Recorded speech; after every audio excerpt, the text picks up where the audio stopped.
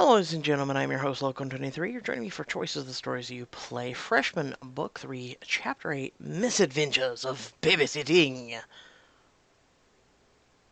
You quickly get dressed before heading over to Gabriel's to babysit Enrique. Oh, um, no. Yes. I'm feeling this more, because, I mean, it's just a casual outfit, things like this. That would be, no, I feel this. Alright, awesome. You arrive at Gabriella's apartment and knock tentatively on the door. Oh, hold on, just 1 second. There's a scuffle behind the door, and after a moment, it swings open. Gabriella stands in front of you, looking frazzled. Oh, good, it's you. Charles is supposed to meet me downstairs. I was worried for a second he'd come up, and I'm clearly not ready. What do you mean? You look great. That's sweet, but a total lie. She opens the door wider, and you follow her in the living room. Wow, nice place. Exactly. Wow. Wow, this place is nice. Lucky for Marie, Rico isn't old enough to make messes yet. I hope the train ride wasn't too bad. It's not the worst. Besides, it gives me a chance to catch up on homework. At that moment, baby Enrique starts crying. Ah! Oh, shoot. Don't worry. This is what I'm here for. Remember? You just finished getting ready. You're a lifesaver. You can pick up Rico from his crib while Gabriella rushes off to her bedroom. Shh. Now, it's all right. Rico's crying calms as you gently bounce him up and down. So, Gabriella, how'd you meet Charles? Are you looking forward to your date? How long has it been since your last date? How about this? How did you meet Charles? Gabrielle peeks around the corner, one eye rimmed in eyeliner. Oh, we met at work, actually, when I went in to sign off on some papers for maternity leave. He started a few weeks ago, and we just sort of hit it off. That's great. Has he met little Rico yet? It's a little too soon for that. I want to make sure this guy's going to be around for a while before things go that far. It must be hard getting back out there after you've had a kid. To be honest, I never thought I'd date again after Enrique's father left. But you know what they say, when life gives you lemons. I just wish I wasn't so darn nervous. I feel like I'm gonna throw up. I'm sure you'll be fine. This guy's obviously likes you. Just remember to be yourself, be interesting, show a little skin. Ah, well, it depends on his personality, but ladies, I like to meet your personality first and make sure we're gonna hit it off. If you're adorably hot, or adorable period, and then you have the intellectual capacity of a potato, I really don't want to talk to you. Be yourself. There's no way he won't be into you if you stay true to yourself. If he's worth your time, he'll like you for you. Amen. Amen, ladies. Gabriella exhales shakily and grins at you. You're right, Mizumi. As long as I relax, everything will be fine. Gabriella pulls her phone out of her pocket, checks it, and groans. Shoot. He'll be here to pick me up any minute. Honestly, Gabriella, you look great. If Charles doesn't think so, screw him. I guess you're right. Will you really be okay watching Rico alone until Kaitlyn arrives? Oh, don't worry. She'll be here soon. Now quit stalling and go get him. Okay, okay, I guess it's time. She walks over to you and plucks Rico out of your arms, showering him in kisses. Mommy loves you. Yes, she does. Take good care of him, all right, Mizumi? Of course. We're gonna be the best of buds. Aren't we, buddy? Rico burps and purples happily. Gabriella hands Rico back to you and smiles at him wistfully. Then she heads towards the door. Oh, and tell Kaitlyn I said hi. The door shuts behind her. Almost immediately, Rico bursts into tears. This might be harder than I thought.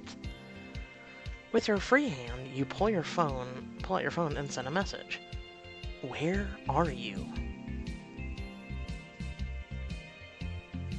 You pace back and forth in Gabriella's apartment, rocking Rico in your arms while he wails incessantly. Come on, Rico. Help me out a little. While there's a knock on the door, you rush over to it and pull it open. Did someone call for backup? I could hear him crying all the way down the hall. Kaitlyn, I am so glad you're here. You open the door wider to let her in.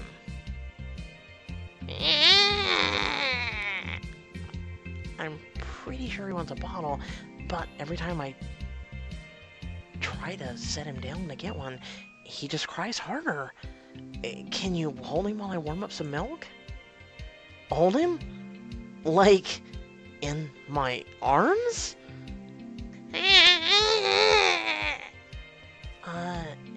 Yeah, that's generally what that means.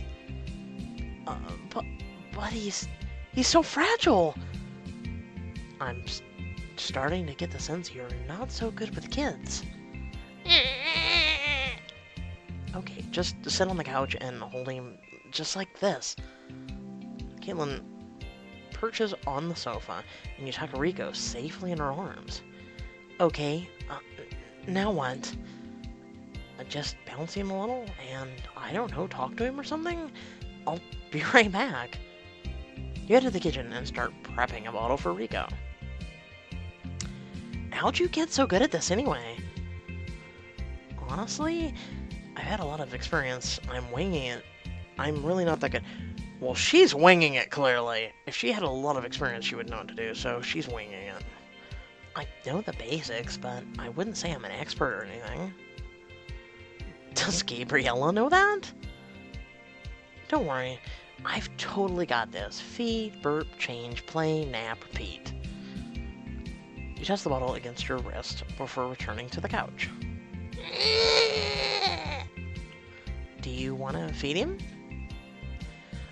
Sure, okay. So I just, put this weird bit in his mouth? You're seriously clueless. You put the bottle to Rico's mouth and wrap Kaitlyn's hand around it. Then you plop down next to her. Phew. A moment of silence. Finally. I can't thank you enough for coming. I get to hang out with my favorite girl and a screaming baby. I wouldn't miss it. Gabriella gets some serious props for doing this all on her own. I can't even imagine. Rico turns his head away, refusing to take the bottle. He hiccups a few times. His face screws up in displeasure. Oh no, not again. Okay, let me try something. She rocks Rico gently in her arms and clears her throat. She begins to sing in a low voice. Why is it every episode is singing anymore? Ah. Our love never had the chance to start. Are you really singing a Gutter Kitten's lullaby right now? Shh, it's working. You left me here with a hole in my heart. Rico goes quiet, watching Kaitlyn with wide eyes. Would you look at that? You're a natural. Every episode it's singing. After a while, Rico has stopped crying completely. That's much better. I forgot how much I like the quiet. I don't know, Mizumi. He looks a little teary. When doesn't he look Terry? I could definitely not handle that right now. Let's take him somewhere? Maybe the park? Yeah! The fresh air will do him good! Strap Rico into the stroller while Kaitlyn grabs the apartment keys. Then, the three of you head out the door. At the park, you spread a soft blanket on the grass and set Rico gently in the center, surrounded by his favorite toys. There we go. Better already, huh? It's amazing what a little sunshine will do. You sit down across from Kaitlyn with Rico between the two of you. You pluck a dandelion out of the grass and hold it in front of Rico. Kaitlyn blows on it, and Rico smiles as the seeds blow away on the wind. Hey, is that Darren? Kaitlyn points at one of the benches across the park. Darren is slouched forward and frowning. Yeah, he looks kind of sad. I'm gonna go talk to him. Watch Rico for me? Yeah, I'll do my best. Tell Darren I said hi, and please don't be gone too long. You lean down to give Kaitlyn a quick kiss on the lips, then make your way over to Darren. Darren? What are you doing here? Oh, hey, Mizumi. I crashed at a friend of mine last night who lives in the area. I stopped here on the way to get coffee to clear my head, you know? Sorry, I didn't mean to intrude. I saw you from across the park, and I thought you looked a little down. Darren sighs and rubs his eyes. You sit down next to him. Is everything okay? It's fine. It's just girl problems. Are you talking about Amara? I saw the two of you at Madison's party the other night. It looked like you were hitting it off. Yeah, well, I don't really know. I'm having trouble reading her. I wish I had a girl to go to ring or something. Oh, Darren. I wish I could help you out. I'm sorry to hear about that. I think you should just talk to her. It seemed like she was interested. Yeah. I'm sure everything is fine, Darren. Like you said, maybe she's just hard to read. Maybe so. I'll see if she wants to hang out again sometime. I just wish these things were simpler. Like, you and Kaitlyn. You guys are the perfect couple. Yeah. Perfect. Sorry I couldn't be more help. I'm actually in the middle of babysitting, and I should get back. Yeah, no worries. I'll see you around. Return to Kaitlyn, who's trying to detangle a clump of her hair from Rico's grasp. Is Darren okay? Yeah, he's just having some girl troubles. Better him than us. Yeah. Anyway, what did you two get up to while I was gone? You take a seat on the blanket next to Kaitlyn and reach over to tickle Rico's stomach. We saw a butterfly, picked some dandelions, played with whatever this is. She picks up an oddly shaped toy from the blanket and holds it up. You laugh and take it from her. What is this thing? I have no idea, but Rico loves it. You hit the top of the toy and it spins, lights up, and makes a strange honking noise. Ah! So that's what it does. You, Kaitlyn, and Rico spend the day at the park until the sun starts to fade in the sky.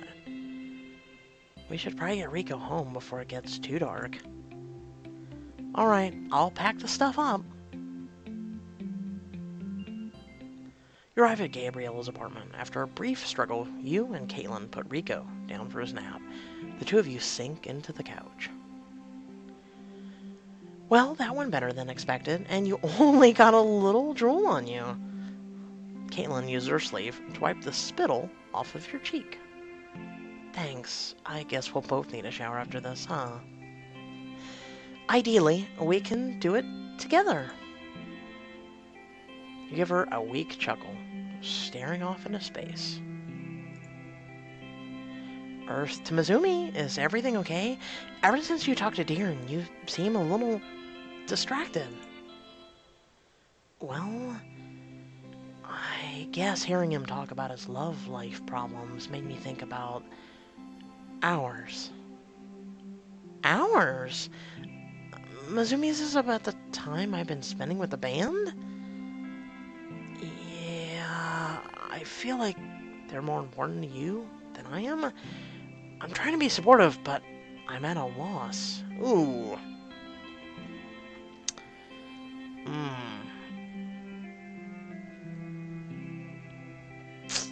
Damn.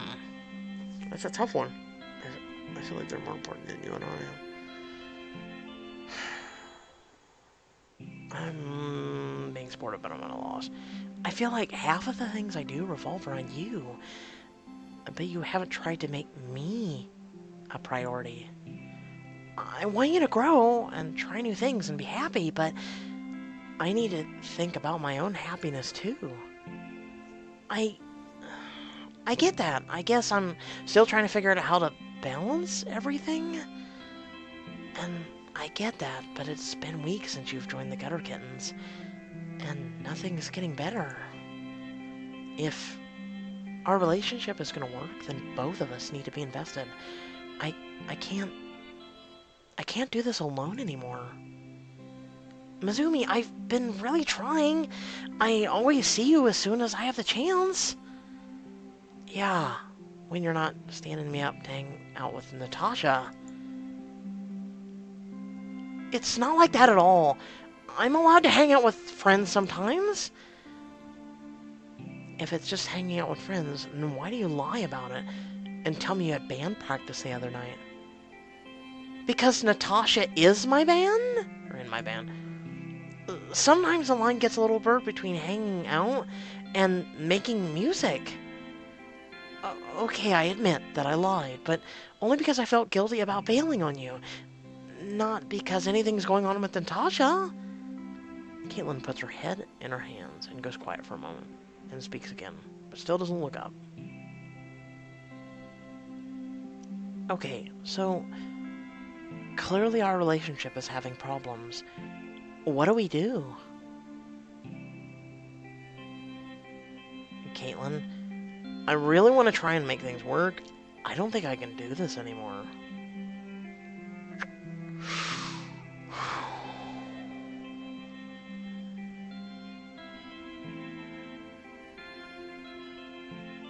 I really want to try and make things work. We had a speed bump or two, sure, but as long as we care about each other, I know we can get through it. But I need to know that you're willing to put in effort. I didn't realize how hard you were taking this. I'm sorry I didn't see it sooner. Well, that's why we're having this conversation now. I'll do whatever it takes to make it work. I'll quit the band if you think it would help. Kaitlyn, I could never ask you to do that. Kaitlyn lets out a shaky breath and takes both of your hands in hers. I know you wouldn't, but I need you to know that I would, if that's what it took. I'm really going to try to be better about making time for you. You're a huge part of my life, and I don't want to lose that. Mizumi, you've been by my side through all my ups and downs. Even as I continue to grow, I don't want that to change. You've made me so happy, and it's all I can do to make sure you feel the same way. I love you, Mizumi. I love you too. Kaitlyn squeezes your hands as she leans over and presses her lips softly to yours. We're gonna get through this. I know. Thank you for hearing me out. I don't want you to ever feel like you can't come to me with stuff. Why don't we start with a date night once a week? Now we're getting somewhere. Grins and kisses you again, pulling you into a tight hug.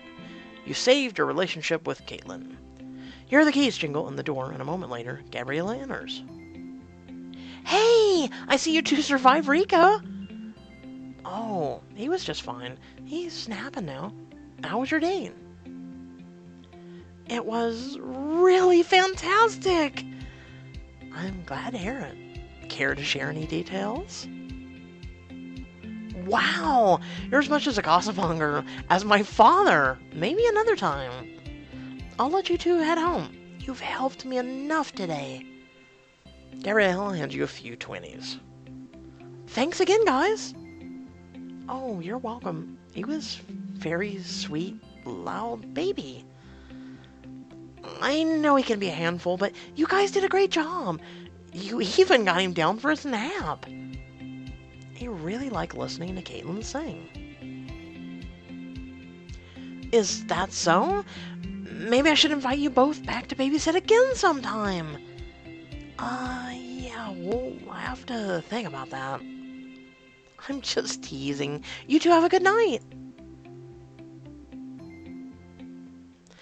After taking the train back to campus, you and Kaitlyn walk slowly back, past the quad together, to your suite. Well, this has been quite the night. You're telling me. Who knew babies were such a handful? Oh, that reminds me. Here's your cut. You hand Kaitlyn half of the money Gabriella gave you. I can't thank you enough for coming over to help me with him. Of course. I may not be the best babysitter in the world, but I'd never leave you in the lurch like that. No matter what, I'll always be there for you. Suddenly your phone rings. As you check the number, James's name flashes across the screen. Oh, it's James. Go ahead and take it. I'll wait over here. You walk a few paces away and accept the call. Hey, James, what's up? Hey, Mizumi. I need to tell you something. Is everything alright? You sound... Everything's fine. Better than fine, actually. Listen, I don't really know how to say this, so I'm just gonna come out with it. I just thought you should know, I finalized the movie deal. Wait, you mean... I'm leaving for California next week. Is this the end of James' time at Hartfeld? What does this mean for the future of your book? Find out in the next chapter. A freshman. Wow. Okay, so we've straightened everything up with Kaitlyn, which I'm assuming if you're a James fan, or you're in a relationship with him, I'm sure this will be a blow to those who are involved with James. Wow.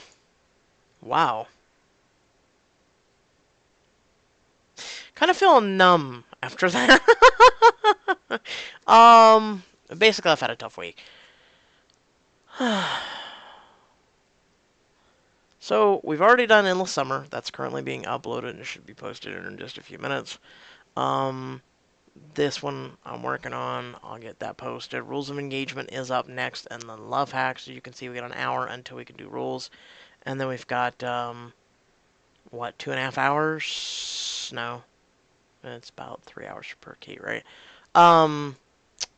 So, in 4 hours, once this one's unlocked, yeah, about 4 hours from now-ish, Love Hacks will be next. Tune in for that. You should really check it out. I try and liven it up because cool. And then also, check out the Most Wanted Diamond Edition. We did Chapter 1, Part 1 and Part 2 of the first chapter, and used diamonds.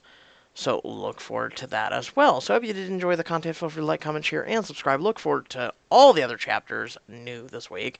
And also look forward to more of the Most Wanted series as well. And until next time, folks, have a good one.